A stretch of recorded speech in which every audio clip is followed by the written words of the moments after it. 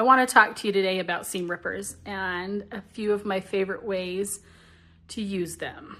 So when you're picking out a seam ripper, you're going to want to look for a sharp, fine blade.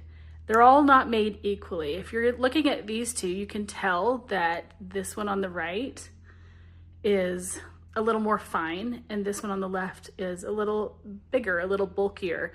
I prefer to use one that is super fine like this. It's just little skinny. You can get under your stitches really easily.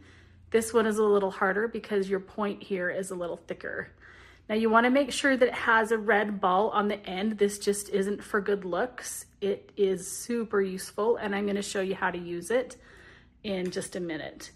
I do prefer a longer handle, but this one, because it is so fine, I deal with this handle being a little bit shorter and it works out okay for me. We never like to seam rip, right? But there are a few ways that make it a little bit easier.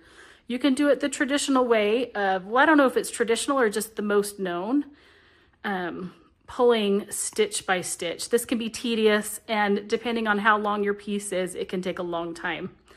Or you can take this tail here, cut 3 or 4 stitches down, and then pull your thread out.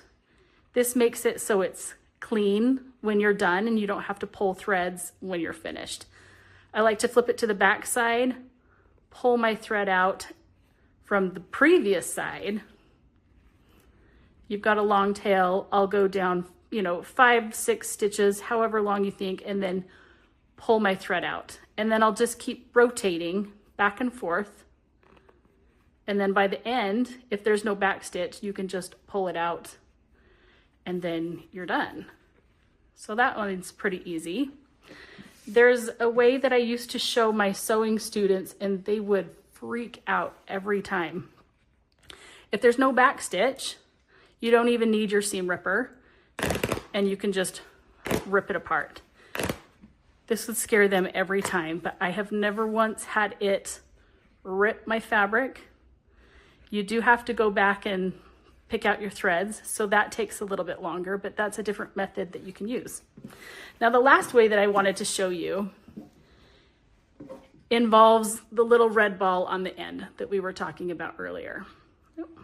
So how this one's gonna work is you're gonna come on the right side, you're gonna open up your seam just a little bit. If you have a back stitch, go ahead and undo that. And you're gonna take this red ball and you're gonna slide it right under that seam. You're gonna hold your fabric and slide this right down. And it's gonna seam rip for you. Now, one tip that I have for you is don't have your seam ripper straight up and down. You want your seam ripper to be laying flat like this. So the red ball helps it so nothing gets caught. If you flip it this direction and slide it in, you're gonna catch your fabric and you're gonna slice it. This red ball is gonna help you so you can just slide right on down. Easy as that. So go ahead, give it a try and see how you like it. Seam ripping doesn't have to be a super big chore. It can be really pretty easy.